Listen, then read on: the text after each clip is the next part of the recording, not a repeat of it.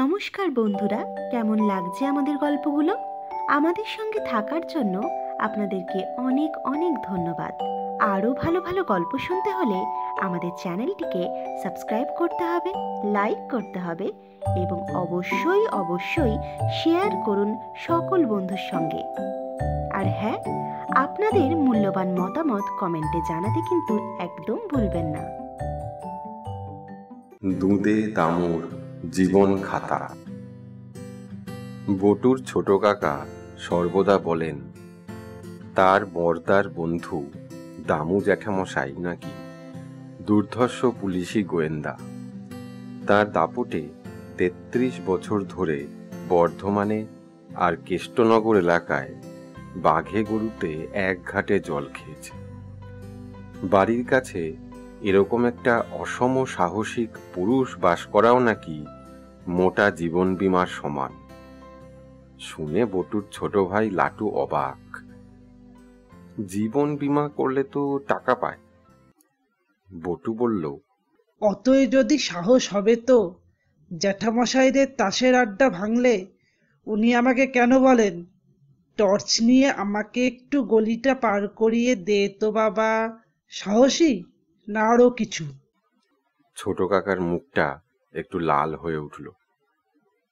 যাকে তাকে পুলিশের বিশিষ্ট সুবর্ণপদক দেওয়া হয় না, বুঝলি? বটু বলল, তা দেওয়া হবে না কেন? তুমিই তো বলো ফি বছর সাহিত্যের পুরস্কারগুলো যাকে তাকে দেওয়া হয়, বলনি? তোমার কবিতার বইটা নাকি না পড়েই ডাস্টবিনে ফেলে দেয়। খুব চটে গেলেন ছোট কাকা। ফর্সা মুখটা টকটকে লাল হয়ে উঠল। কি একটা বলতে যাচ্ছিলেন, ঠিক তখনই বড় জ্যাঠাদের তাসের আড্ডায় কে যেন ফটাস করে এক হাত তাস টেবিলের ওপর ফেলে চেঁচিয়ে উঠল, মার দিয়া কেল্লা, বাকি সব দানা মার। থমথমে চুপচাপ। তারপর শোরগোল। তারপর সভা ভঙ্গ হলো। একগাল হাসতে হাসতে দামু জ্যাঠা বেরিয়ে এসেই বললেন, কোথায় গেলি বটু? আমাকে একটু গলিটা পার করে দে তো বাপ। বটু বলল, আমার বুড়ো আঙুলে ব্যথা, আমি পারবো না, ছোট কাকা যাক। ছোট কাকা ততক্ষণে হাওয়া। লাটু বলল, আরে চলে যান না, আমি গেটের বাইরে দাঁড়াচ্ছি। দামু জ্যাঠা ওর কাঁধে হাত দিয়ে বললেন, নিদেন ওই তেঁতুল তলাটা পার করে দে বাপ, আর বাড়ি পৌঁছে দিলে তোদের রাবড়ি আর সরভাজা খাওয়াবো, আর এমন একটা গল্প বলবো যে চুলটুল খাড়া হয়ে উঠবে। বটু লাফিয়ে উঠল, ঠিক তো? ওরে লাটু, শিগগির আয়, দামু জ্যাঠা গল্প বলবেন। সঙ্গে সঙ্গে লাটুও খাড়া। তখন সবে ৮টা, রাতের খাওয়া ৯টায়। অদ্ভুত এক গল্প ফাঁদলেন দামু জ্যাঠা। দুজনের হাতে ২ গেলাস ঘোলের শরবত ধরিয়ে দিয়ে যে ঘটনার কথা বললেন তা বিশ্বাস করতে ইচ্ছে করে না। কিন্তু যার গলায় ২ রকম রঙের ২টো সুতোয় বাঁধা ২ রঙের ২টো মাদুলি, আর ডান হাতের কনুইয়ের উপরে রূপোর চেন দিয়ে ঝোলানো কি সব বীজ টিজের মতো দেখতে জিনিস, তিনি যে সহজে মিথ্যে কথা বলবার সাহস পাবেন না, এ বিষয়ে ওদের আর মনে কোনো সন্দেহ রইল না। অবশ্যই তখনও পর্যন্ত রাবড়ি আর সরভাজার দেখা নেই। দামু জ্যাঠা গোড়ায় বললেন, কাছাকাছি এসে বস, যদি নার্ভাস লাগে বিষম খেতে পারিস। সঙ্গে সঙ্গে লাটুর মুখের শরবত ভুল নল দিয়ে নেমে একাকার কাণ্ড বাঁধালো। যাই হোক, ওর পিঠ চাপড়ে টাপড়ে চাঙ্গা করে দামু জ্যাঠা শুরু করলেন। গোড়াতেই বলে রাখি, এটা কিন্তু আমার বানানো গল্প নয়, বরং বলতে পারিস আমার জীবন খাতার এই ১.৫টা পাতা, মাত্র ১.৫টা পাতা। তার চেয়ে কত লম্বা লম্বা পার্ট মুখস্থ করে পুজোর সময় নাটক করে বাহবা পেয়েছি, কিন্তু এই গল্প মনে করতে গিয়েও কপাল ঘামছে। সমাজ বিরোধী সমাজে আমার নাম দুধে দামোদর। ও নাম শুনলে এদিকে এহেন গুন্ডা বা মাস্তান নেই যে শিউরে উঠে জিভ কেটে কানের লতিতে চুন না লাগায়। লাটু আশ্চর্য হয়ে বলল, কেন? চুন লাগায় কেন? বটু বিরক্ত হলো। আহ, তুই বড় বোকা। কানের লতিতে চুন লাগালে যে পান খেয়ে মুখ পোড়াতে জুলুনি সেরে যায়। আচ্ছা বলুন জ্যাঠামশাই, তারপর কি হলো? দুধে দামু বললেন, অত হালকাভাবে ব্যাপারটাকে নিচ্ছিস দেখে অবাক হচ্ছি। এদিকে তো ভিতুর এক শেষ, গল্প আরম্ভ হবার আগে থেকেই বিষম খাচ্ছিস। তা শোন, সারা বছরের মধ্যে বর্ষাকালটা সবচেয়ে খারাপ, তা জানিস তো? লাটু বলল, মোটেই না। ভূগোলের স্যার বলেছেন বর্ষা না হলে ধানও হয় না। দামু জ্যাঠা রেগে গেলেন। না শুনতে চাস তো বললেই হয়। বটু ব্যস্ত হয়ে উঠল। না না জ্যাঠামশাই, আমরা শুনতে চাই। তাহলে আর ব্যাঘাত দিস নে। আমি অন্য অর্থে বলেছি বর্ষাকাল সবচেয়ে খারাপ। এখানে খারাপ মানে ভয়াবহ। জল পেয়ে প্রকৃতির বিকট দিকটা জাগিয়ে ওঠে। মানুষের কষ্টের শেষ থাকে না। বন্যা, ধস, ভাঙন, পথে ঘাটে জল দাঁড়িয়ে যাতায়াতের অসুবিধা, ডাকাডাকি করলেও কেউ শুনতে পায় না। পাড়াগাঁয়ে আর ছোট শহরে এক একটা বাড়ি যেন এক একটা দ্বীপ হয়ে যায়। তার চারদিকে উদ্দাম জলরাশি। ঢোকাও যেমন কষ্টকর, বেরুনোও তেমনি।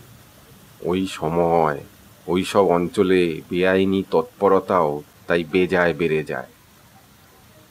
কেউ সাহায্য করতে আসবে না, আসতে পারবে না জেনে দুষ্কৃতকারীরা নির্ভয়ে তাদের দুষ্কর্ম করে যায়। শেষ পর্যন্ত কর্তৃপক্ষ হন্যে হয়ে আমার শরণাপন্ন হলেন। এই একটা যা হয় করো দুধে, নইলে শেষ পর্যন্ত এই সরকারি হয়তো স্রেফ অকেজো বাজে খরচ বলে গোটা পুলিশ বিভাগকেই তুলে দেবেন। তখন তোমার চেয়ে আমাদের আরো বেশি ক্ষতি হবে। এই অবধি শুনে আমার মনে ভারী একটা আত্মপ্রত্যয় জাগলো।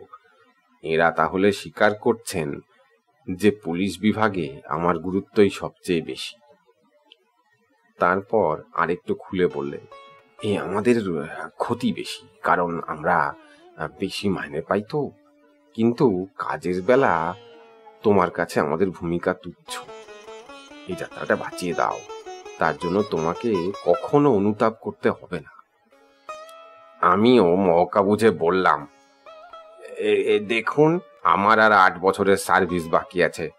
এই গোটা সময়টা আমাকে যদি কেষ্টনগরে পোস্টিং দেন, তাহলে একেবারে শেকড় থেকে পাপ উপড়ে ফেলার একটা ব্যবস্থা করতে পারি। তবে স্যার, এই গন্ধমাদন তো চট করে তোলা যায় না। কিন্তু যতদূর বুঝছি এর কেন্দ্রবিন্দু হলো গিয়ে ওই কেষ্টনগর অঞ্চলটা, আমার বাপের ভিটে। ওখানকার বজ্জাতি আমি হাড়ে হাড়ে চিনি। মোট কথা, সেই স্তক এখানে আছি এবং বেশ সম্মানের সঙ্গেই কাজ করেছি। আমার পুরনো খেলার সাথীদের একদল সঙ্গে সঙ্গে দিল্লিতে কি বোম্বাইতে, একজন তো কুয়েতে পর্যন্ত মামার বাড়ি কিংবা শ্বশুর বাড়ি কিংবা সংসার ত্যাগী হয়েও চলে গেছে। বাকিদের দিয়ে আমি আমার নিজের একটা ছোট দল করেছি। তারাও নিয়মিত রোজগার পেয়ে বেঁচে গেছে। আমিও দরকারের সময় নারী নক্ষত্র জেনে ফেলার বন্ধু পাই। জানিস তো, এর ফলে সোনার পদকও পেয়ে গেছি। এদিককার বেআইনি কার্যকলাপ অর্ধেকের বেশি কমে গেছে। আসছে বছর অবসর নেব। শুনছি মহা ঘটা করে ফেয়ারওয়েল দেবে, পাখি দেখার বাইনোকুলার উপহার দেবে, তোদেরও দেখতে দেব। কিন্তু এত সবের বদলে ওই একটাই ক্ষতি হয়েছে, সূর্য ডোবার পর কোনো গাছতলা দিয়ে যাতায়াত করা আমার পক্ষে অসম্ভব। তা তোরা যখন আছিস তখন একা যাবার দরকারটাই বা কি, তাই বল। ওগো, কোথায় গেলে? বটু লাটু রাবড়ি আর সরভাজা দিয়ে গেলে না? ভিতর থেকে জ্যাঠাইমার রাগত গলা শোনা গেল। কোত্থেকে দেব? তাস খেলতে যাবার আগে নিজেই তো সব সাবার করে গেলে। দামু জ্যাঠা ভারী লজ্জা পেলেন। হ্যাঁ তাই তো, আমি ভাবছি বুঝি কিছু আছে। যাকে তার বদলে গল্পের সবচেয়ে লোমহর্ষণ জায়গাটা বলি শোন। খুব সহজে এই জায়গাকে এতখানি পাপ মুক্ত করা যায়নি। কপালের দুটো চক্ষু ছাড়াও 20টা আঙুলের আগায় 20টা চোখ নিয়ে চলাফেরা করতাম। তাই ক্রমে বুঝলাম এখানে দুষ্কৃতকারী ভালো মানুষ আলাদা করা এত শক্ত, কারণ দুষ্কৃতকারীরাও ভালো মানুষ সেজে হেথা হোথা চাকরি বাকরি দোকান ব্যবসা করে। এসব করে দিব্যি একটা সততার মুখোশ তৈরি করে তার আড়ালে দুষ্কর্ম চালায়। এরপর সব টপাটপ ধরা পড়তে লাগলো। বিশেষ করে ঘোর বর্ষায় ওরা একটু অসাবধান হয়ে পড়ত। ভালো মানুষ সেজে ভদ্রলোকের বাড়িতে কোনো অছিলায় ঢুকে পড়ে যা কিছু ভালো জিনিস সব সরাতো। পুরুষরা তখনও বাড়ি ফেরেনি, মেয়েরা চেঁচালেও শোনা যেত না, গেলেও প্রায় অন্য কোনো বাড়ি থেকে সাহায্যকারীদের আসা যাওয়া করার সাধ্যও ছিল না। এই সময় ব্যাপারটা ঘটেছিল। শহরের শেষে মোড়ের মাথায় বড় বটগাছ তলাটা ছাড়িয়েই খগেন সরকারের বাড়ি। সবাই জানত তেজারতি করে তিনি বেশ টাকা করেছেন, আর যদিও বাইরে থেকে বোঝার উপায় ছিল না। যাই হোক, বন্ধু লোক, তাই আমি নিজেও একটু চোখ রাখতাম। খগেন বাবু না ফেরা অবধি বাড়িতে খালি কতগুলো ছোট ছেলে মেয়ে আর এই 2-3 জন গিন্নি। সেদিন বট গাছের তলায় পৌঁছেছি, এমন সময় আকাশ কালো করে ঝমঝম বৃষ্টি। তা দাঁড়িয়ে পড়লাম, ভাবলাম এখান থেকে নজর রাখলে সবচেয়ে ভালো হয়। হঠাৎ কানে এলো খটখট করে কড়া নাড়ার শব্দ। তা ভিতর থেকে বৌদি ভয় ভয় বললেন, কে? বাইরে থেকে একটা লোক বলল, মা আমি, দরজা খুলুন। বৌদি বললেন, কে? আমি গো মা, আমি। কে আমি? ভিতর থেকে বৌমাদের ভয়ার্ত চিৎকার, খুলবেন না মা, নাকি শুনে কথা বলছে যে, ও ভূত ছাড়া আর কিছু নয়। বাইরের লোকটা কাতর ভাবে বলল, না গো মা, আমি রাসবিহারী, বাবুর ফিরতে দেরি হবে, তাই এই মধু আর গাঁয়া ঘি পাইতেছেন, দরজা খুলুন, জিনিস দিয়ে বাড়ি যাই। তবু বৌমারা বলে, ভূত ভূত।